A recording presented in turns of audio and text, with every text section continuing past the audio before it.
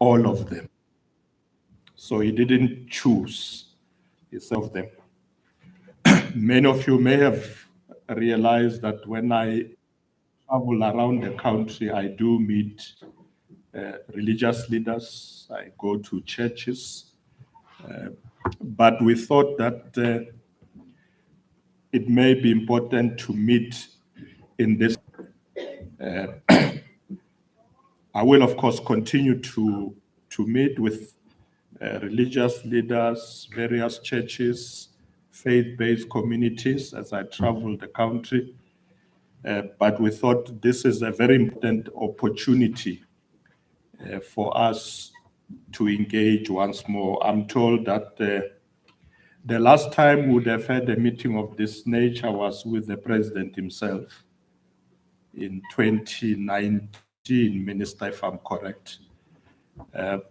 So we are sort of picking up again.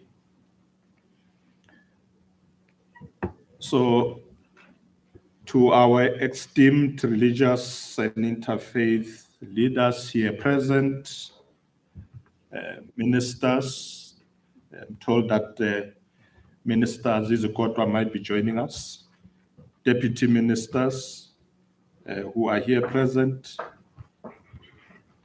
DGs and government officials, ministers of religion, ladies and gentlemen, a very good morning to all of you. Dumela Legai, Abshe, the Machero. Thank you very much. Program Director, it is an honor and privilege to welcome everybody this morning to this important engagement between government and faith-based leaders. I indeed appreciate this very much, particularly to witness the strength of interfaith unity and cooperation. We are gathered here during a month dedicated to celebrating our cultural heritage,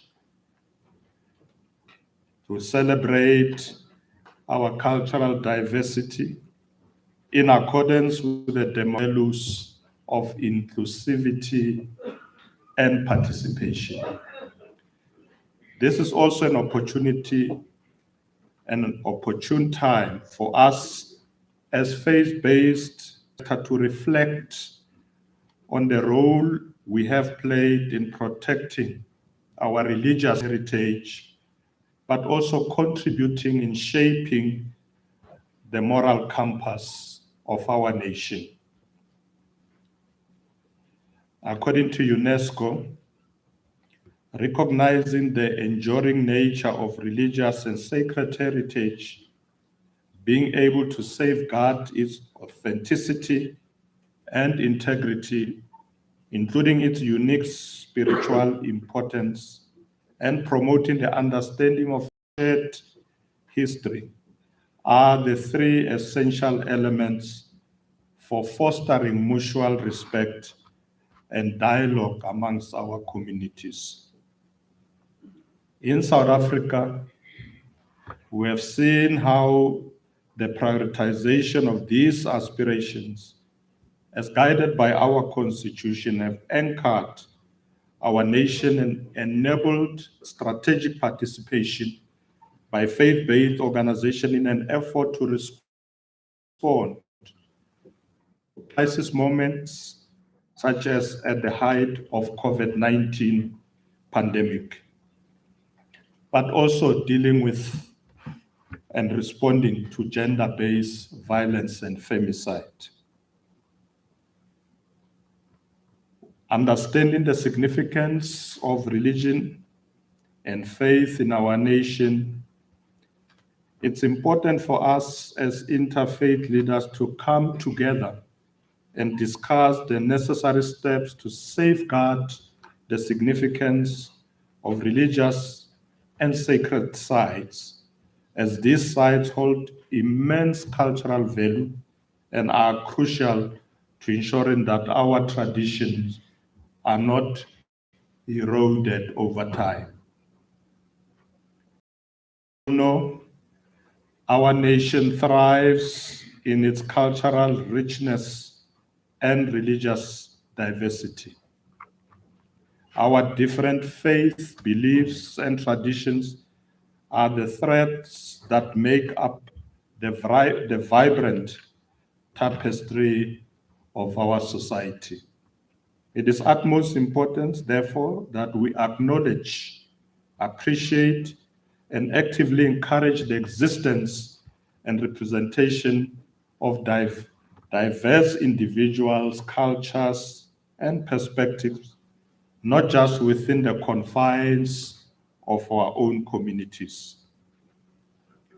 We also need to work together as one in order to increase our impact on initiatives that promote social cohesion,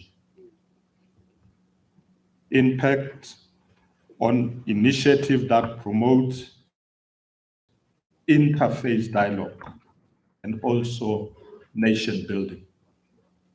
Additionally, we must recognize the power of education and interfaith dialogue in fostering tolerance and understanding. By working hand in hand with educational institutions and government, we can develop comprehensive educational programs that nurture respect and appreciation for religious diversity. Ladies and gentlemen, ministers of religion, as interfaith leaders, I must acknowledge that you have indeed embodied the spirit of our heritage. It is encouraging to witness the fusion of various histories, languages, cultures, religious faith in one room. This is why our country is also envied for the peaceful coexistence of various faiths by many in the world, with none claiming supremacy over the other. Most importantly, we share the same values which are consistent with the founding values of our Constitution, those of human dignity, of the achievements of equality, of non-racialism, non-sexism, and of the advancements of human rights. You exemplify what it means to unite for a common goal. And as government, we will continue to work with you to create a society that is both unified and cohesive.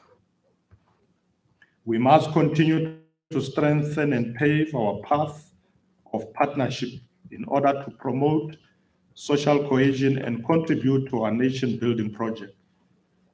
Our history demonstrates that despite the many challenges we face as a nation, we can and we have always emerged stronger, particularly if we embrace our diversity. Today, we enjoy the fruits of our democracy because leaders from diverse backgrounds fought together against injustices and defended our civil and religious liberties. Program Director, we can and we must always remember those who came before us. We can't forget the role played by leaders like Bayes Nodier, Desmond Tutu, Peter Story, Ellen Bussack, and Dr. Martin Luther King Jr., amongst many. Martin Luther King Jr. was a towering figure in the American civil rights movement, And his ideas of non-violent resistance to oppression had a great bearing on the liberation struggle here at home. One of the things to remember about him is his seminal speech in 1968, delivered in Memphis, Tennessee, when he declared the following: "The nation is sick, trouble is in the land, confusion all round, but I know somehow that only when you can see the stars. And I see God working in this period of the 20th century in a way that men, in some strange way, are responding. And perhaps should I say, men and women."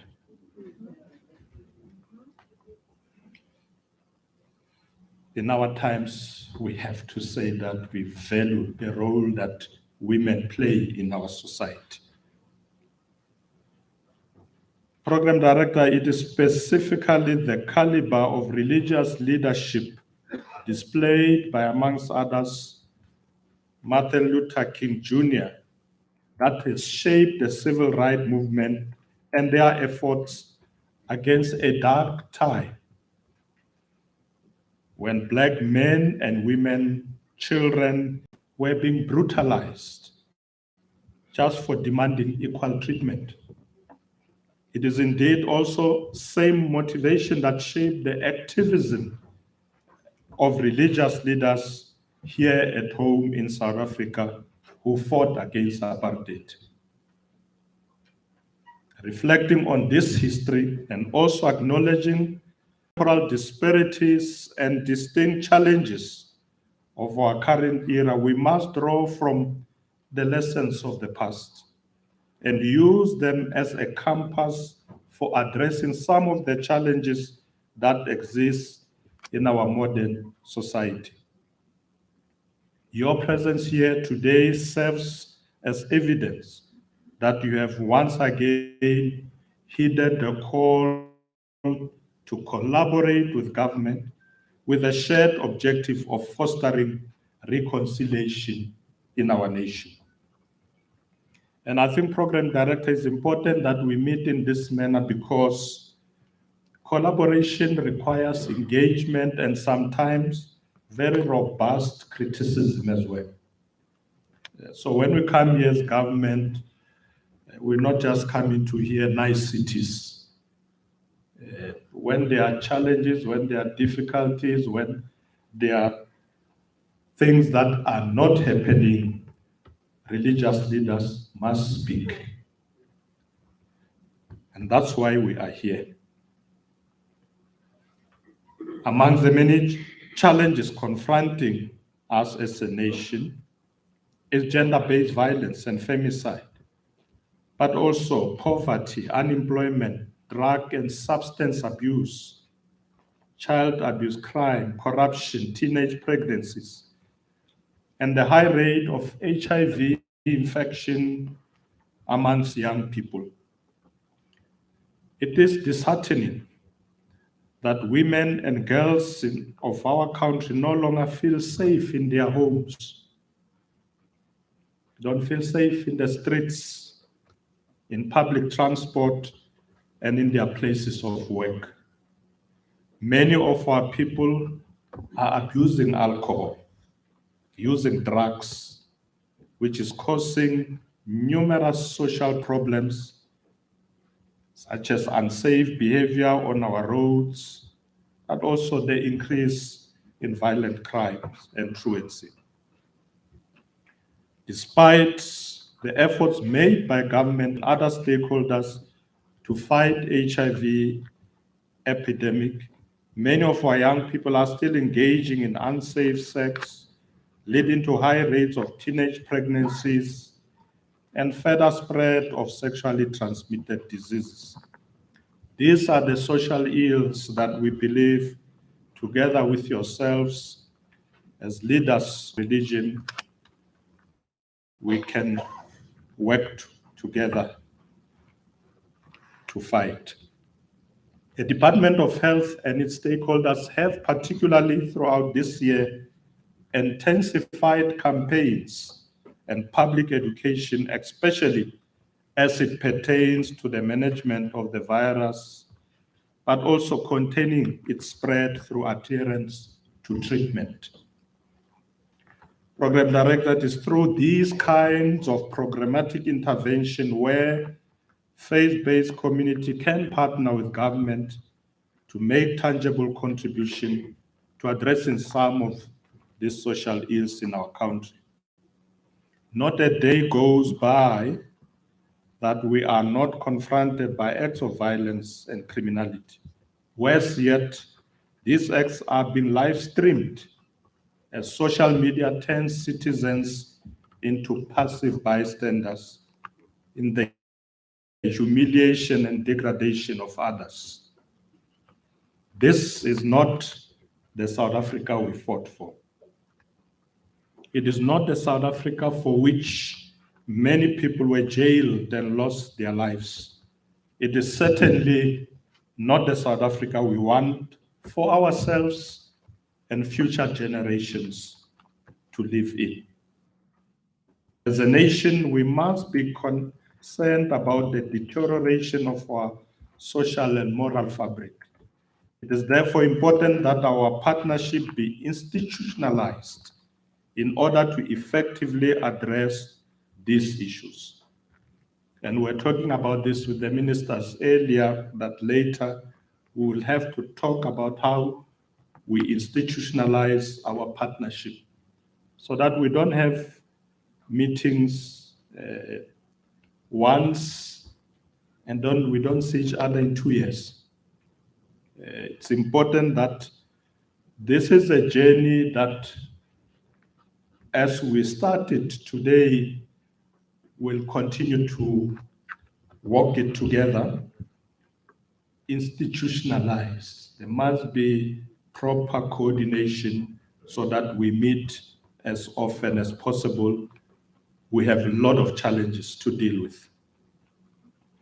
Let us renew our strength and apply the same resilience that we did when battling apartheid in order to construct the South Africa that our fathers envisioned.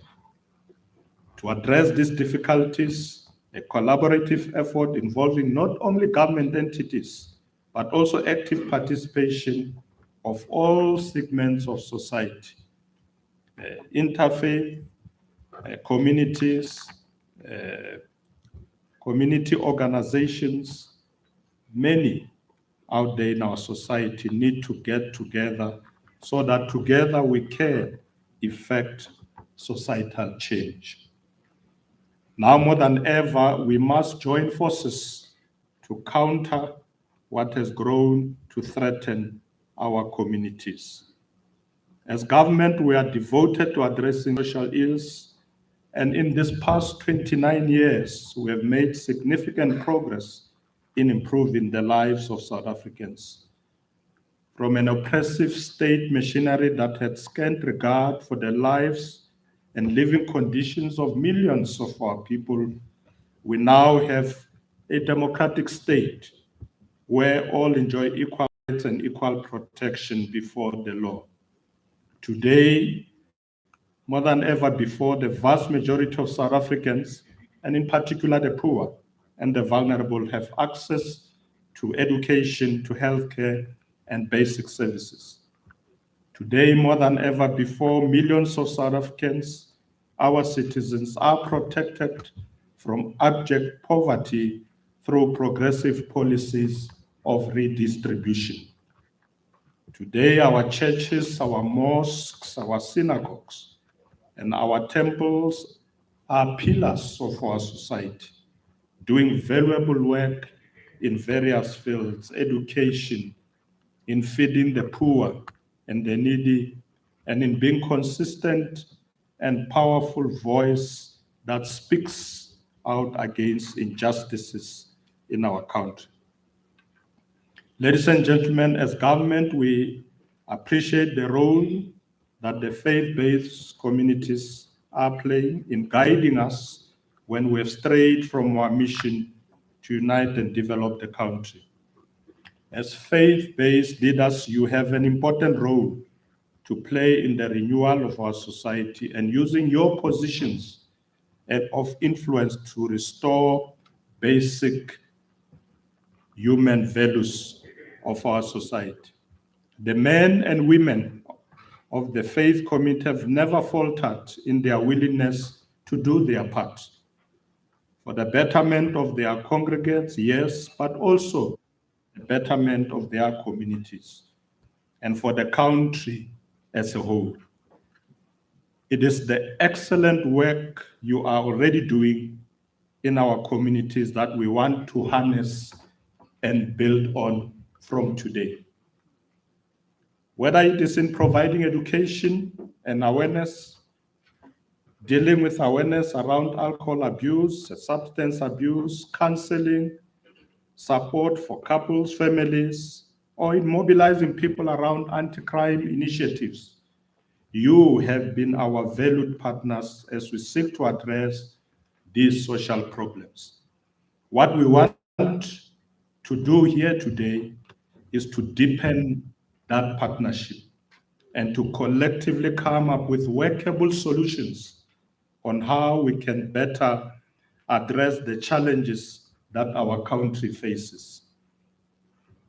We have agreed with the ministers that later on in the session, they will be addressing a lot of other things that government has been doing, going into much more detail. But also we expect that there will be new issues that will be raised that we will have to agree to work together on. So, Program Director, when we conclude our deliberations today, we want to have planted the seeds for a new era of collaboration. It is an era that must be characterized not by words, but deeds. Today, we should declare that we take responsibility to establish a movement that will create a South Africa we will want to live in for many years to come. We will work together in advocating for a society rooted in the values enshrined in our Constitution that affirm the worth and dignity of every individual. Ours is a relatively young democracy. I've already said we are 29 years. Next year we'll be celebrating 30 years. The tree of liberty was planted by our forebears and has, over this past 21 years of democracy, been watered, nurtured by us. We cannot afford to have its roots wither away through intolerance and disrespect for ourselves, for each other, and for the worth and dignity of every human being. As I conclude, Program Director, I want to say that we must do all we can to ensure that our democracy remains steady and resilient, that those who come after us will continue to be able to rely on it, to take cover under its shade, and to enjoy its benefits and protection. Finally, let us forge ahead in the spirit of partnership and mutual understanding, for we share a common responsibility and a common goal to realize a better South Africa for ourselves, our children, and for the generations to come. I wish you a very successful engagement with us here today. May God bless all of you.